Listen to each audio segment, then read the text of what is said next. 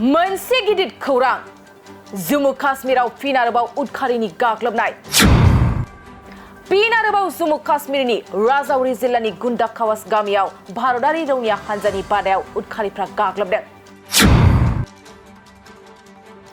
मिथिनो मोननाय बादिब्ला बे उदखारिनि गाग्लोबनायावनो सासे भारतारि रौनियाया जोखोम जायो।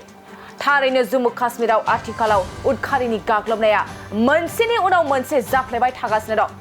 बे समावनो फिन आरोबाव दिनै फुंनि 4 रिंगायाव राजौरी जिल्लानि गुंडा खावास गामियाव भारतारि रौनियानि बादायाव उदखारिनि गाग्लोबनाय। मिथिनो मोननाय बादिब्ला उदखारिफ्रा गिबियाव बावैसो हादरगिरि द्रौपदी मुर्मुजों शौर्य चक्र मान बान्था होजानाय पुरुषोत्तम कुमारनि न'आव गाग्लोबग्रोदोंमोन। बेनि उनाव उदखारिफ्रा शौर्य चक्र मान बान्था मोनगिरि पुरुषोत्तम कुमारनि न'नि साखाथियाव थानाय रौनिया हानजानि बादायाव गाग्लोबो। आथिखालाव जम्मू काश्मीरनि भारतारि रौनिया हानजाया उदखारिफोरनि नोजोराव। थारैनो उदखारिफ्रा भारतारि रौनिया हानजाखौ गोख्रों नोजोर होबोगासिनो दं आरो उदखारिफ्रा मोनसेनि उनाव मोनसे भारतारि रौनिया हानजाखौ गाग्लोबबोगासिनो दं।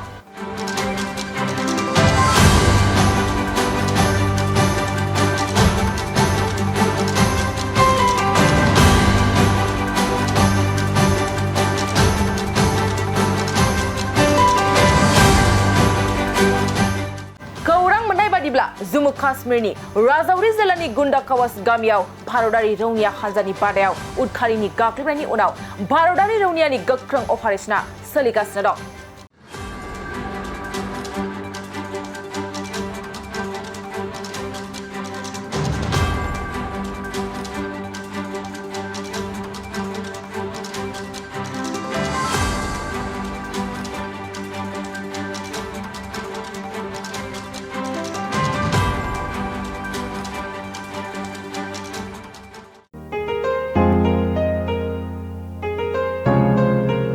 मोनसे फोसावथाय नोंथांमोननि थाखाय मोनसे गोजोनथाव खौरां लानानै फैदों।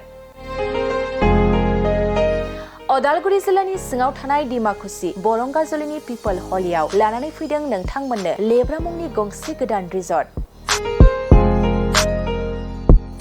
नोंथांमोना बे लेब्रा मुंनि गंसे गोदान रिजर्टखौ तामुलपुर रडनिफ्राय फैब्ला सुख्लाय ब्रिजनि आगदा आरो अदालगुरि रडनिफ्राय फैब्ला सुख्लाय ब्रिजनि सिगाङाव आगसिथिंजाय मोननो हागोन।